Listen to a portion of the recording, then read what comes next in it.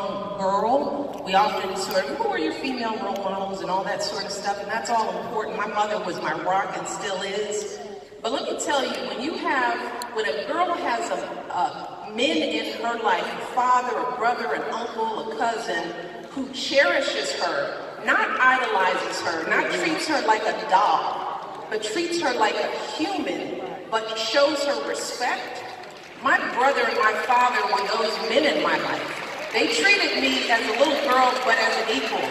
When it was time for him to learn how to box, I learned how to box. And I'm boxing my older brother, who would let me beat him in his head, and he would just tap me just a little bit, just let me get enough in there.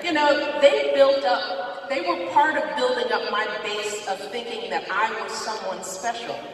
And I stop here because as I've grown up, I realized how sadly unusual that is for a girl to grow up not feeling harmed by the men in her life. And this is something for men to understand, because this is more pervasive than women even talk about, because there's so much that we ignore, that we put down. I describe it as the little cuts in the book that women face all throughout their lives. It can come in the form of verbal abuse, or somebody putting you down, or somebody touching you the wrong way, or a cat call, or ugliness, or a slight. Most women experience something like that on a daily basis, and we pretend like it doesn't take a toll on us, but it does. It's like a little cut here and there, and we grow up and we are covered in cuts. And that's when we react to this hashtag and Me Too. That's the reflection of lifetimes of cuts. And I was fortunate enough to grow up with men who didn't cut me further. And I just want the men to understand that you don't just get a strong girl just because you love her. You've got to treat her with respect, and that's what my brother, in the end, he gave me love, he gave me happiness, he gave me, joy, but he taught me how to respect myself and to expect someone to show up in my life no less than what he would do for me. Good job, Craig. Craig, oh, Craig. So it's really clear to me at this point that your family is like your foundation, and they taught you how to stand up for yourself, to have your own voice, to not be affected by doubters, such as when your high school guidance counselor told you that you weren't Princeton material. The nerve. Yeah. She was wrong. Yeah.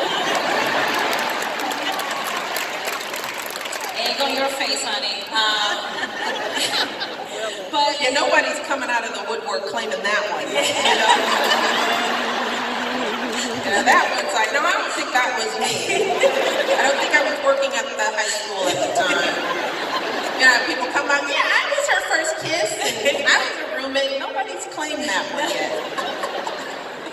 But you had all the sort of like the little moments of doubters or whatever, but you still got it. You got into Princeton, and everything worked out in that regard. But you wrote in the book about, you were one of the few black students here, and how, and I've experienced that being like going to a predominantly white high school, and then in college when I was a writing major, I was the only black girl in my writing major class, and sort of you get there, you sort of feel like you have to represent your entire race. So how were you able to, in those moments, still find yourself and not feel the pressure all the time and not lose your identity?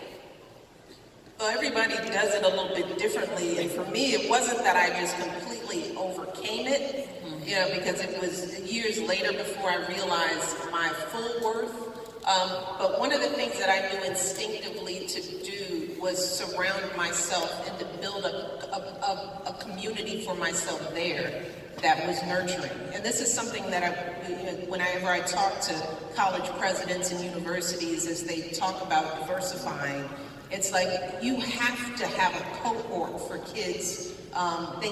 You just can't have little sprinkles of black and brown kids. They need a community that they can sort of rest into, because it is hard work if you're the only one in the class every day. Everybody looks to you whenever they mention something about crime or poverty. It's like, what do you think? Or somebody says something ignorant and it's like, did you hear that? And it's like, you know what? I don't even feel like arguing today. I don't want to be the one that has to take on that argument. It can be exhausting. And what I did was I had, it was at the time called the Third World Center at Princeton University. It was pretty much where the minority students hung out. And Craig, who was there, was a caretaker there. And that's where the minority students would come to congregate. It would be like going home to sit around the kitchen table after a hard day, and you just need to vent and kind of go, did that happen to you? Did somebody did that? Did your roommate just say, what?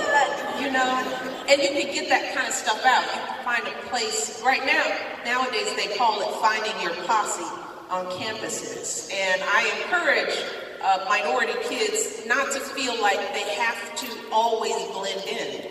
Sometimes you need to go somewhere where you just y'all and just kind of breathe, where nobody's touching your hair or wondering, how did you do that? And where you're just not answering any questions. And for me, it was like a break.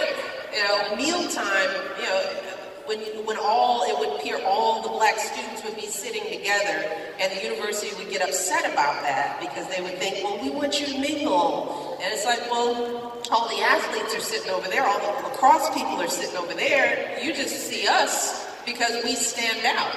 But every young person needs a place of respite like that on campus. And for me, it was my saving grace. It was the place I could go and get reinvigorated so I could go back out to class and deal with it.